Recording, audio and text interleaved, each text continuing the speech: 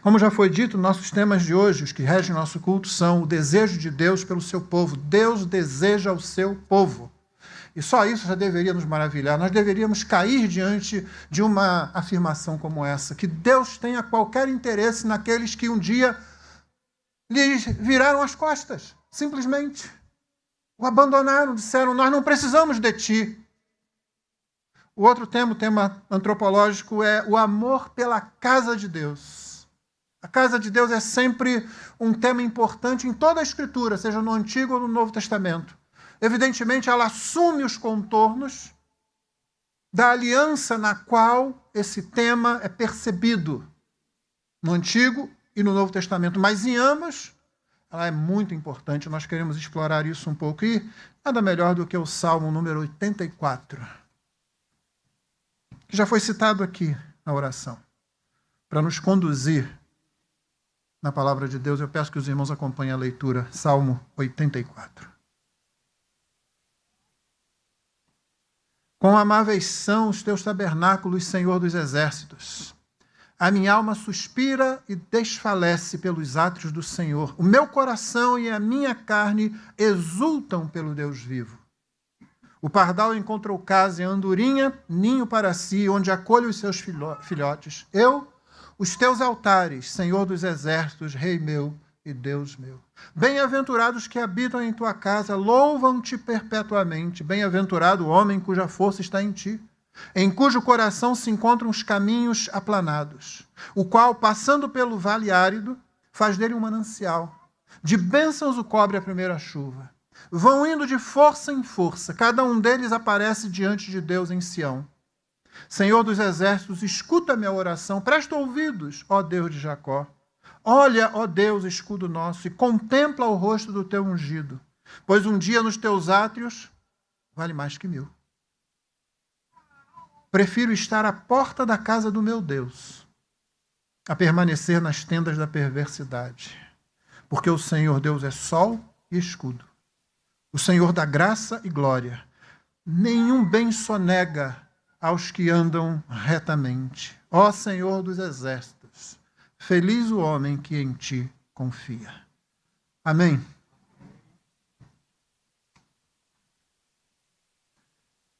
Esse salmo se divide naturalmente em 3 partes e todas elas são marcadas por uma expressão bem-aventurado. Ela aparece 3 vezes aí, embora a nossa versão e várias outras traduzam o último verso, ó Senhor dos exércitos, feliz. É a mesma expressão que foi usada no versículo 5 depois, versículo 4 e depois, 5.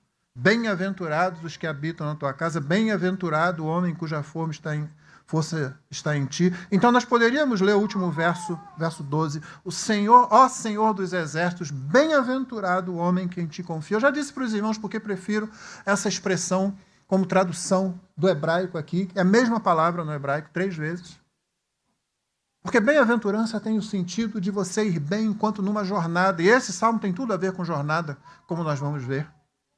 Muito mais do que a palavra já terminada, já pronta, feliz.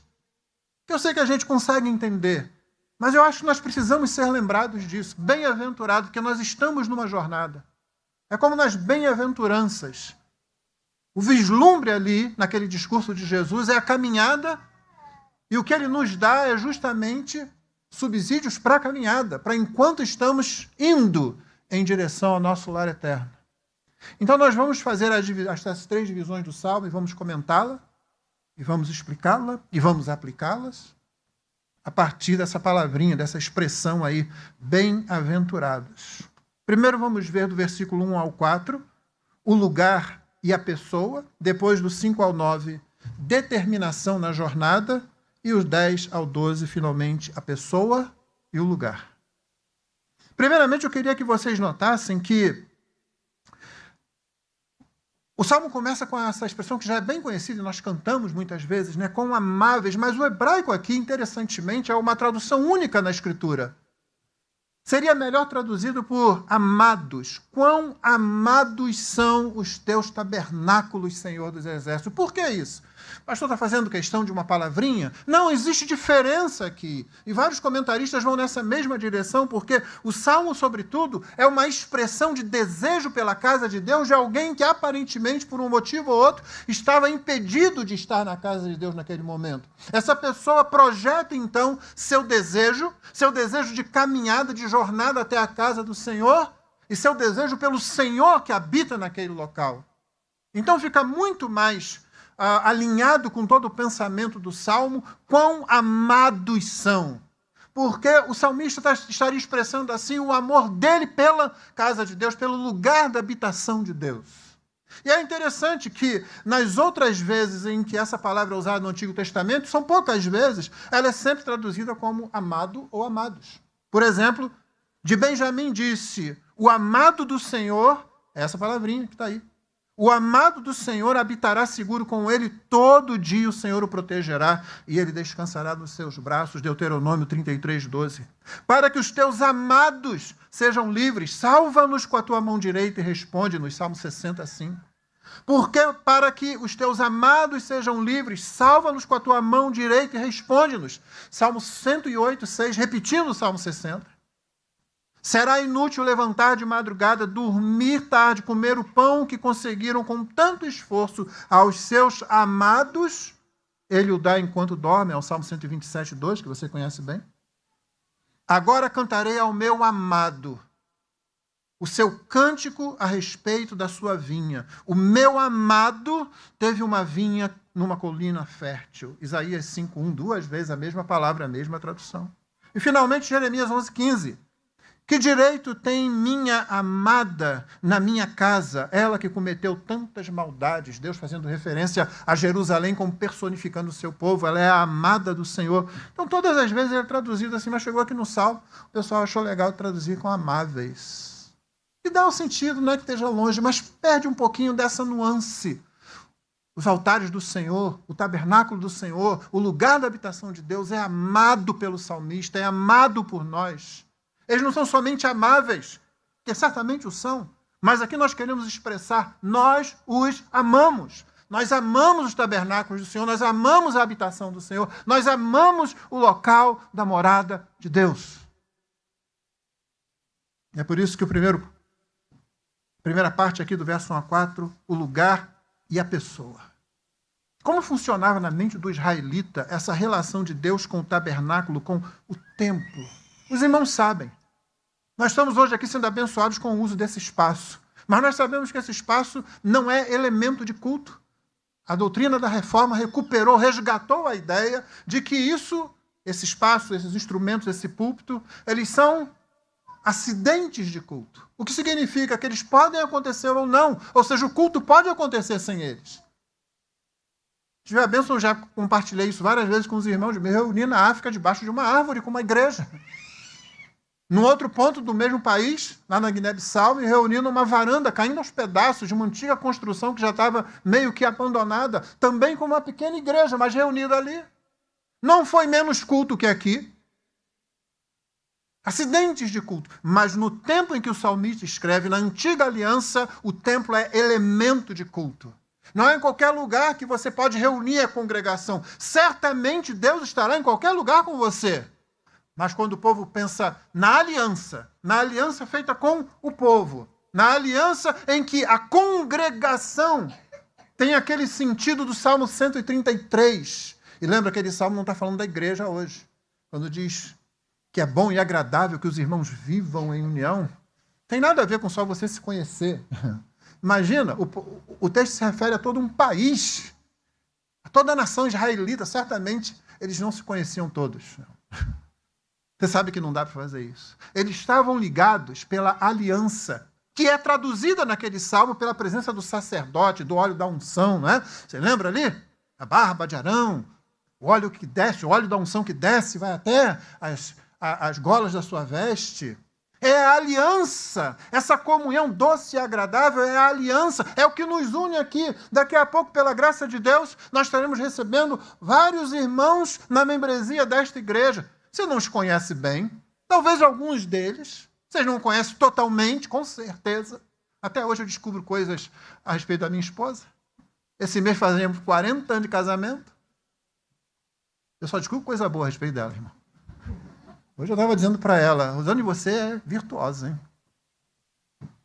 Porque ela botou a casa toda assim, de repente, sabe? Pronta para receber os pregadores que chegarão aqui no próximo final de semana para nos falar. E ela ainda disse para mim, eu gosto de fazer isso. É virtuosa, é isso? Sou abençoado, não sou? Fala aleluia aí por mim, fala. Que coisa assim abençoada, né? A gente está até hoje, à medida que a igreja vai crescendo, à medida que o tempo vai passando, você vai conhecendo as pessoas. Você não está permitindo que elas entrem na membresia da igreja porque você as conhece bem, conhece a estatura da fé que elas têm, não. É porque elas confessam estar debaixo da mesma aliança do Senhor Jesus. Assim era com a nação de Israel, estavam debaixo da aliança também. Então, para eles, o templo tinha um significado todo especial, porque era elemento de culto. Eles sabiam que tinham que caminhar até lá, eles sabiam que não estariam lá o tempo todo, eles não se reuniriam a cada sábado, por exemplo, mas somente nos dias de festa. Tinham que caminhar quilômetros, tinham que viajar dias, gente vindo do norte, gente vindo do sul, para se encontrar em Sião, para se encontrar em Jerusalém. Deixa eu falar para você que hoje isso ainda acontece. O templo, por exemplo, na Índia. Se você conversar com um cristão indiano, você vai ver que o templo tem um significado para eles que não tem para nós. Não é que o templo seja para eles um elemento de culto, mas dado que eles estão sempre debaixo de perseguição, aquela construção, irmãos, é uma coisa que traz, sabe, sentimentos de convicção, de fé, de aliança com outros irmãos. Tem uma representatividade que não tem para nós. Mas se eu puder dar um passo atrás ainda, eu vou dizer que mesmo aqui de vez em quando ainda acontece isso. Novamente, não é elemento de culto. Mas eu me lembro, quando eu era ainda seminarista, de estar na região onde os parentes de minha esposa nasceram, e naquele tempo eu era namorado dela ainda. E aí, eu me lembro de um dia, no meio da semana, sair para ir ao culto numa igreja presbiteriana que tinha do outro lado do rio. E naqueles tempos, não tinha eletricidade lá, naquele local. Só alguém que tivesse um gerador, a igreja tinha um gerador. Não tinha não, a igreja tinha um gerador, mas o que estavam lá eram lampiões acesos. Eu sei que eu fui para o culto. E aí você tinha que atravessar uma pinguela, bem grande. Daquelas que alguns irmãos aqui iam pensar 3 vezes se atravessava. Mas ela era bem firme, na verdade, era bem construída. Mas eu me lembro que a sensação que eu guardo hoje, e guardei depois daquele dia para sempre, é que eu estava indo, e de repente, quando vira uma curva da estrada, perto já daquela pinguela, lá está o templo. A noite escura de um lugar rural. Luzes acesas, esperando as pessoas chegarem. Aquilo foi uma sensação tão gostosa. Não é elemento de culto, mas você sabe o que eu estou dizendo. Se você se colocar no meu lugar, você entende. Ali se reúne o povo de Deus. Então Deus está com eles em vários lugares. Deus está o tempo todo, como nós vamos ver. Nós estamos numa situação privilegiada. A carta aos Hebreus ensina isso. Mas você sabe o que eu quero dizer. Agora imagina para o povo de Israel. Sim, quão amados são os teus tabernáculos, Senhor dos Exércitos. A minha alma suspira e desmaia. É essa expressão. Por isso está desfalece. Desfalece é isso mesmo. Desmaia pelos teus atos, Senhor. O meu coração e a minha carne cantam de alegria, é a tradução de exultam, pelo Deus vivo. Imagina para eles. Ah, que bênção se nós aplicássemos essa saudade que eles tinham à nossa experiência. Deixa eu falar de novo, que eu quero que isso fique bem na sua cabeça. Não, o templo hoje não é elemento de culto, mas o princípio e esse sentimento deveriam estar entranhados em nós, saudades do povo de Deus reunido. Nunca abandone o culto dominical da sua igreja por qualquer coisa, a não ser sentindo peso no coração. Se você não sente peso no coração quando você tem mesmo um compromisso daquele de trabalho, de quem trabalha em escala, aperfeiçoe sua vida cristã, está com alguma dificuldade. Toda vez que eu precisei estar ausente, as 2 últimas vezes foi basicamente que eu estava no hospital. Você acha que eu fiquei bem lá?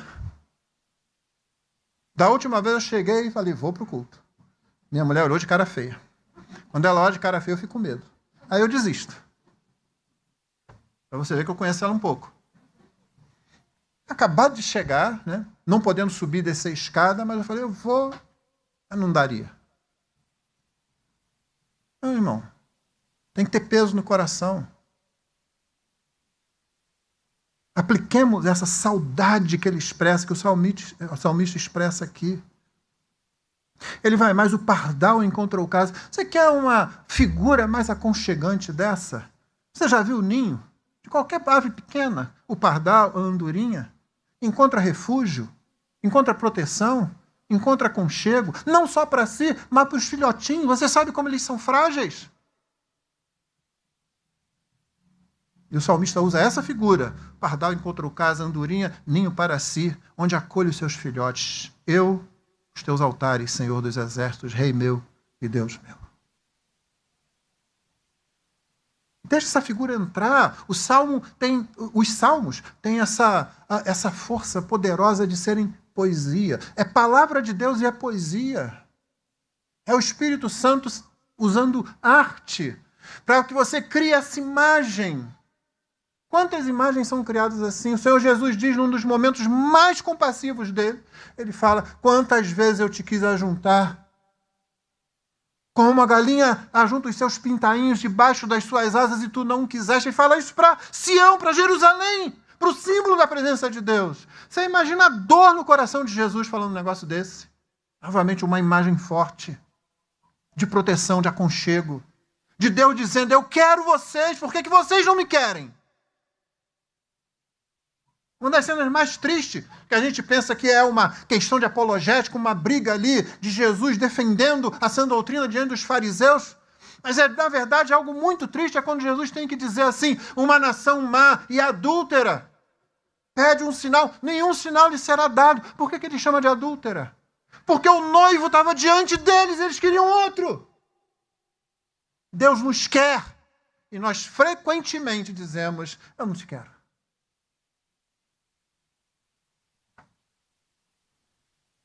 O lugar e a pessoa, irmãos, para eles naquele tempo, tinha esse simbolismo todo. É por isso que na segunda parte, a gente vai ver por que existe determinação em chegar até lá. Essa parte termina justamente no verso 4 com a expressão que delimita a primeira parte. Bem-aventurados os que habitam em tua casa, porque eles te louvam perpetuamente.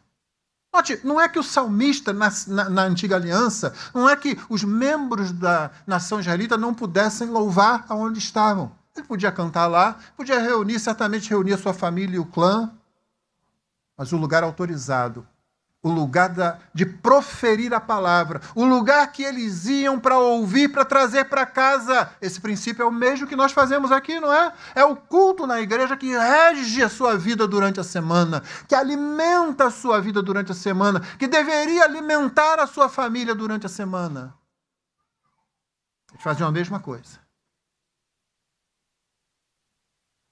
Mas eles iam lá de tempos em tempos. Por isso era tão precioso para eles quando o povo de Israel estava sendo fiel ao Senhor. Imagina quando não estava. Imagina quando aquela casa foi tornada imunda pela presença de falsos deuses. Imagina aquele tempo que ela ficou fechada.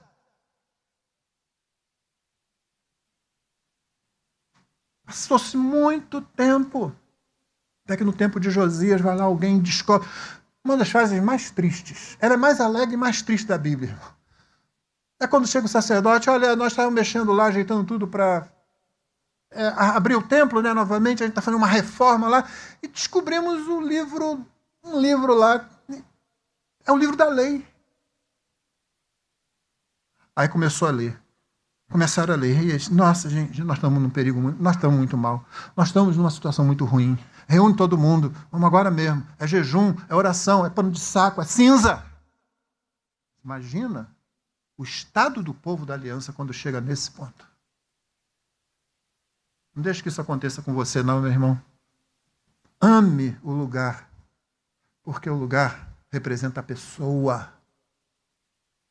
Ame o lugar. Agora eu estou apenas usando aquelas figuras que eu usei. Não, vou repetir. O templo não é elemento de culto, Mas ele tem uma simbologia bastante significativa para nós que nós não devemos deixar passar. Pense nas crianças que estão aqui. Pense no seu comportamento. Como é que você fala desse local?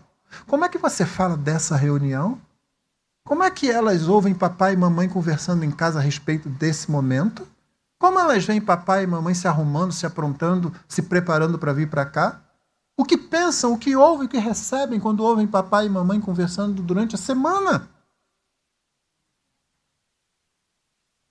Há simbologia, há sentido, há representatividade. Não é elemento de culto, mas não menospreze o lugar da reunião do povo de Deus. Tem significado. Só que nós estamos melhores do que eles. Com tudo isso que eles tinham, e você viu que força, que profundidade, nós estamos ainda melhores do que eles, já vamos ver isso. Segunda parte, determinação na jornada. É isso que acabamos de dizer, que determina agora como eles encaram a jornada, a atitude para encarar a jornada. Versículo 5, bem-aventurado é aquele cuja força está em ti, em cujo coração se encontram os caminhos aplanados. Esse é um verso muito difícil de traduzir. Ele tem umas 7 palavras que são traduzidas por todas essas que estão aqui. Se você contar, você vai ver que tem mais de 10. É um verso bem curtinho em hebraico. Isso acontece muito, na verdade. Não é um caso raro, não. Mas a dificuldade aqui é porque ele permite uma série de opções. É por isso que, de vez em quando, você vai encontrar um pouquinho diferente aqui. Tem traduções, por exemplo, que dizem bem-aventurado o homem, e aqui você está vendo bem-aventurado, que determina não o fim de uma parte, mas o início de uma, é a segunda parte. Bem-aventurado o homem cuja força está em ti, em cujo coração se encontram, esse é o problema agora. Você pode traduzir, se encontram os caminhos na direção de Sião. Se encontram os caminhos aplanados na direção, no objetivo do contexto. Uma coisa, porém, ninguém discute. É que o que ele está falando aqui não é, por exemplo, como talvez você pudesse entender, um caminho de justiça, plano, não um caminho tortuoso. Não é isso, não. O caminho aqui é o caminho para o lugar da habitação de Deus. É a jornada saindo da sua casa para ir para o lugar onde o povo congrega junto com Deus. Seja qual for a tradução que você vir. E é interessante que mesmo as cópias antigas e as diversas traduções antigas desse salmo, mesmo que haja alguma variação e a soletração das vogais no hebraico, que às vezes causam confusão, até porque o hebraico originalmente não tem vogais, não tem sinalização. Vogal tem, o som vocálico tem, mas não tem sinalização gráfica das vogais. Mesmo que elas tragam dificuldade, toda a tradução vai apontar o seguinte: nós estamos indo para o lugar do encontro com Deus. Nós estamos indo para o local da congregação reunida com Deus. Então não é o caminho aplanado porque a pessoa é correta, é justa, não tem um caminho tortuoso, para baixo, para cima, para os lados, não. É o caminho na direção da casa de Deus. Ou seja, de um ponto para o outro. É a origem onde você estiver na sua casa, o ponto de chegada é o destino, e esse destino é a casa de Deus. Os átrios do Senhor, os tabernáculos do Senhor, que são amados pelo salmista, que devem ser amados por nós. E sim, importa o nosso destino, não cai naquela conversa tola do pessoal que diz o importante não é o destino, o importante é a viagem.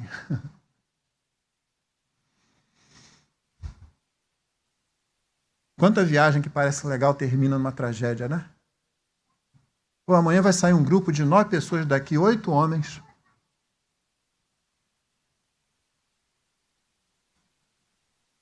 Para a conferência da Fiel. Aí eu falo um negócio desse e já começam a pensar aí, pastor. Está agorando a gente? Crente pode acreditar em agoro nesse negócio? Ainda mais crente batista, bíblico, reformado, não pega bem não, né? Mas enquanto a viagem boa termina em tragédia, eu não queria saber nem ter passado por aquele caminho bonito, eu preferia ter partido desse ponto, chegado lá no destino bem. Sim, importa o destino. Não adianta ter uma vida maravilhosa aqui, o destino final ser debaixo do juízo eterno de Deus. Eu não preciso nem argumentar isso com os irmãos. A nossa força vem de Deus, nosso mapa é outro e não é desse mundo. Olha como o salmista fala. Quando passa pelo vale árido, faz dele um manancial, de bênçãos o cobre a primeira chuva. Vão indo de força em força, cada um deles aparece diante de Deus em Sião. Senhor Deus dos exércitos, escuta a minha oração. Ouve-me, ó Deus de Jacó. Olha, ó Deus, escudo nosso e contempla o rosto do teu ungido. Ele está na caminhada. Ele está na caminhada e está pensando em todos aqueles que caminham. E eles estão indo de um ponto para o outro, mas não acontece somente isso, não. À medida que eles vão passando, eles vão como que espalhando o perfume do destino para onde eles vão, no lugar por onde eles estão passando. Na jornada deles está o testemunho deles. Por isso se diz, quando passa pelo vale árido, você vai encontrar às vezes outras traduções aqui, mas a ideia é essa, até porque o tal do Vale de Baca nunca foi realmente identificado. E a questão não é essa, a questão é um lugar que é difícil de você gostar, é difícil de você olhar e achar bonito, ele é árido, mas quando esse povo passa por lá, vem outra imagem que vai já aparecer, que logo apareceu, a da chuva. Provavelmente aqui no início do outono, na terra de Israel, quando a estação começa, e aí o lugar árido se renova completamente. Essa é a imagem para dizer o povo da aliança indo para o lugar do Deus da aliança, se encontrar e ter congregação diante do Deus da aliança, por onde passa, deixa o doce perfume da chuva caindo na terra. Você gosta do cheirinho da chuva? Gosta? Se você não gosta, tem algum problema com você também, tá? Não gostar daquele cheirinho. Eu sei que são deuteronicetos, eu sei direitinho o que é. Esquece isso! Eu nunca levei Rosane para assistir um pôr do sol e dizer, querida, olha como a rotação da Terra em relação ao ápice, o zênite e o diabo 4. Não, ela não quer saber disso. Ela quer que só que eu diga assim, que pôr do sol bonito. Não é isso que a gente faz? Eu não levo um livro de ciências para lá? E aquele cheirinho da chuva para a gente fazer conexão com a ideia deles, lá, do que representava aquele revigorar da terra árida, agora coberta por água, agora formando poças, inclusive, como o texto vai dizer no hebraico. É uma boa imagem, é uma boa conexão. Vai mudando, porque o povo está passando. E o povo vai levando o quê? O perfume daquilo que o contagia. E o que o contagia é lá, para onde eles estão indo. É aquilo que está à frente deles. Não é o que ficou para trás, é o que está à frente deles. Porque é lá que eles vão renovar as suas forças, é lá que eles vão renovar o ensinamento, é lá que vão renovar a comunhão, é lá que vão renovar a adoração no lugar da habitação de Deus. Finalmente, versos 10 e 12, a pessoa e o lugar. Nós começamos com o lugar e a pessoa, porque para a antiga aliança o lugar era a representação da pessoa. Invertemos agora a pessoa e o lugar. Por quê? Porque nós estamos numa aliança superior. Que dizem os versos 10 e 12? Pois um dia nos teus átrios vale mais que 1000. Prefiro ser porteiro. Literalmente é isso. Acho que é por isso que o Jimmy fica lá. Porta. Prefiro estar à porta, prefiro ser porteiro na casa do meu Deus, a permanecer nas tendas da perversidade. Porque o Senhor Deus é sol e escudo. O Senhor dá graça e glória. Olha só, graça e glória. A quem? Para mim, pecador como eu, para você, para o povo de Israel, para um povo de pecadores como nós somos. Dá graça e glória. Não recusa nenhum bem aos que andam retamente. Ó Senhor dos exércitos, bem-aventurado é aquele que em ti confia. Como é que a nossa situação é superior à antiga aliança? Você pode chegar depois em casa, abrir o livro de Hebreus e ler ele todinho, e ler de novo, e ler 3 vezes e 4 vezes. E alguma coisa você vai lembrar das pregações que você já ouviu naquele livro, do púlpito da sua igreja, talvez em outros lugares também, se são pregações boas, corretas, bíblicas, né? Você vai lembrar que o texto de Hebreus é todo escrito para mostrar a superioridade de Cristo sobre tudo. Sobre os anjos, assim começa, não é? Sobre os anjos, sobre Moisés, sobre o sacerdócio levítico, sobre os rituais do Antigo Testamento, sobre tudo que pertence à Antiga Aliança, sobre o testamento que agora vai se desfazendo porque existe uma nova aliança. E aí você é obrigado a pensar no encontro de Jesus com aquela mulher samaritana, lá em Sicar. Você se lembra da conversa dele com ela? Mas aquela era uma mulher, é uma mulher samaritana, E Jesus não tem nenhum problema em falar de coisas profundas e intensas.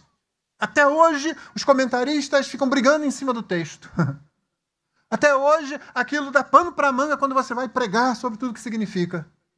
Jesus simplesmente chegou para uma mulher cuja vida estava bastante enrolada, uma mulher que era desprezada pelos seus conterrâneos, uma mulher que saía num horário impróprio para fazer o serviço que ela estava fazendo, porque talvez ela tinha esperança de não encontrar ninguém. É por isso que eu digo que Deus é chato, irmãos. Você pensa, vai passar despercebido. Ele vai deixar para lá. Aí ela pega o cântaro, como nós fazemos muitas vezes, eu vou de modo que ele não me veja. E aí quando ela chega lá, quem está lá? Ele. Aí ela pensa assim, um judeu, mas tudo que eu queria encontrar aqui era um judeu. Já não bastava encontrar o pessoal da minha própria cidadezinha, agora ainda tem um judeu aqui. Só que é mais que um judeu. Muito mais que um judeu. E a conversa dele? Não é aqui, não é em Jerusalém, espírito em verdade. Aqui.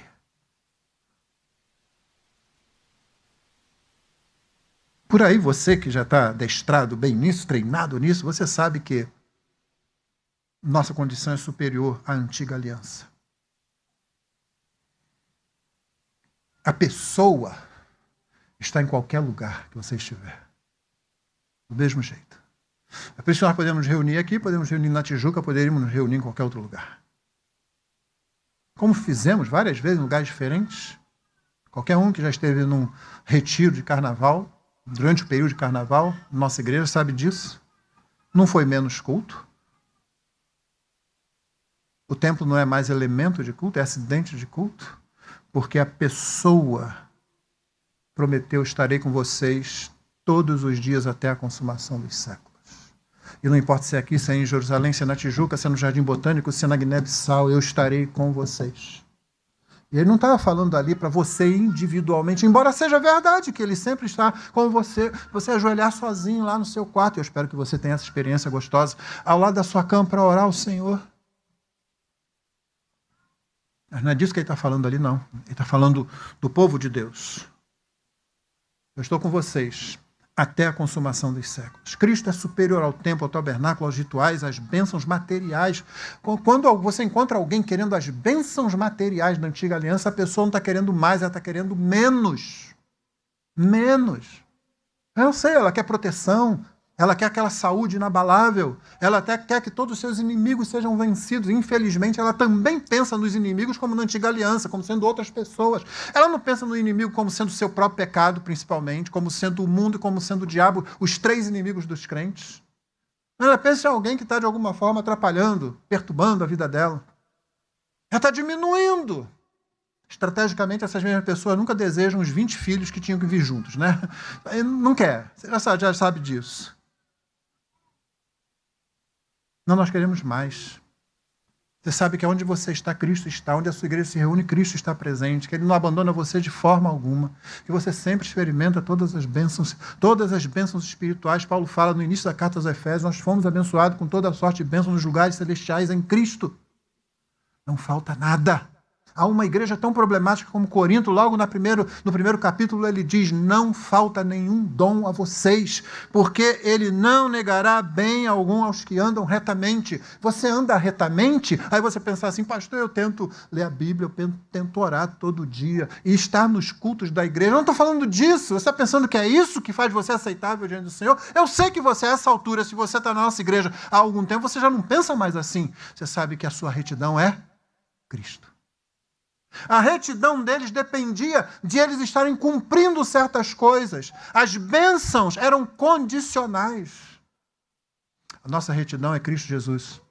Como nós lemos no último versículo do primeiro capítulo de 1 Coríntios, Ele é a nossa justiça. Ele se tornou da parte de Deus para nós nossa retidão. É uma posição superior, muito superior. Por isso nós amamos a pessoa.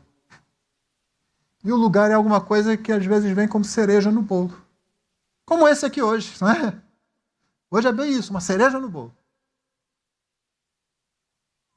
Porque o Senhor é bondoso.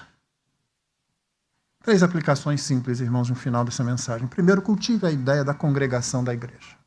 Para de conjugar o verbo na primeira pessoa do singular. Começa a conjugar na primeira pessoa do plural.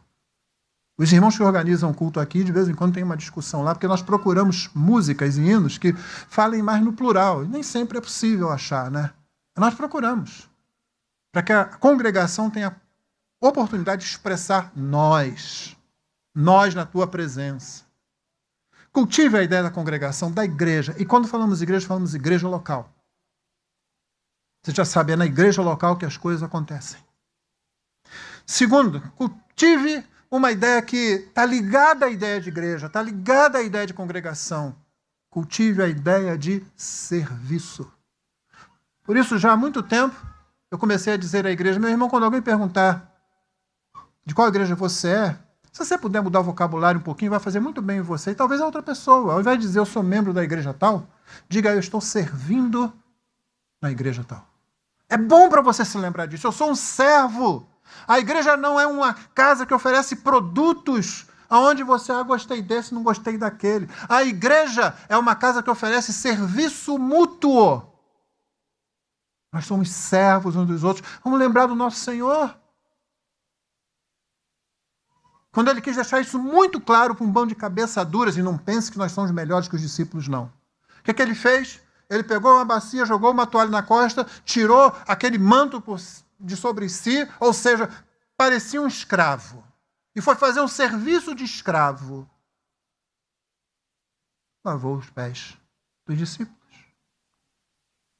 Aqueles que andavam em dúvida, aqueles que queriam tacar fogo do céu nos outros, aquele que negaria. O mesmo grupo que discutia quem é o maior de nós. O que ele faz?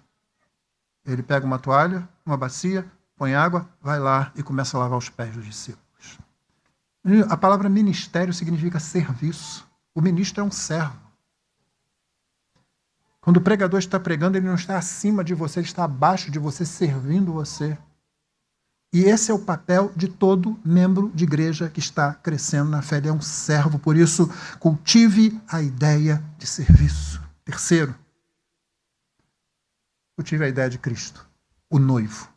Não falei só de Cristo. Eu sei que você sabe quem é Cristo. Eu espero a essa altura, né? A ideia de Cristo, o noivo. Porque aí você pensa na noiva. Há uma coisa que sempre me chama a atenção, que sempre me deixa tenso. É quando eu me lembro que eu cuido da noiva do Senhor. Ela não é minha noiva. É a noiva dele. Eu pastoreio a noiva de Cristo. Isso me faz tremer. Eu estou falando a palavra do noivo para a noiva. Eu estou servindo a noiva de Cristo. Ele não vai reagir muito bem àqueles que maltratam a sua noiva. Leia o Apocalipse. O Apocalipse está cheio de passagens que mostram que ele vem em vingança do seu povo. Esse conceito está no Antigo Testamento, já na Antiga Aliança. Você vê o que acontece com os babilônios, com os assírios, com os persas. Com todos aqueles que, de uma forma ou de outra, maltrataram o povo de Deus. Você pensa que vai ser diferente com a Igreja de Cristo? Eu me lembro do reverendo Russell Shedd, lá no seminário, uma vez, fazendo uma palestra e dizendo: há um lugar no inferno muito pior que outros. Nele não estarão Hitler nem o Ayatollah Khomeini, que para muita gente aqui não significa nada, mas naquela época, nos anos 80, significava o sujeito que levou o Irã de volta a uma ditadura religiosa assassina e cruel. Ele continuou dizendo: esse lugar pior no inferno é para os falsos mestres da palavra, os falsos profetas. Cada vez que eu ouço alguém numa pregação, na TV ou na internet, falando coisas absurdas a respeito da igreja, eu tremo e digo: esse sujeito não sabe, essa sujeita não sabe o que está falando, não tem ideia do que está acontecendo. Se não se arrepender, não vai passar diante de Deus: você está perdido e tal. Não. O Senhor não vai reagir muito bem com aqueles que tratam mal a sua noiva. Cultive a ideia de Cristo como noivo. Leia o Novo Testamento, às vezes, em que ele se refere A si mesmo como noivo. Mas tem um outro momento que você pode fazer isso também. Leia no Antigo Testamento todas as vezes que o Deus da aliança se refere a Israel como sua esposa. Então faça isso, cultive a ideia de igreja, de congregação. Eu não, nós. Cultive a ideia de serviço. E cultive a ideia de Cristo como noivo. Certamente você será muito abençoado e acrescido com isso. Vamos ficar de pé e vamos orar.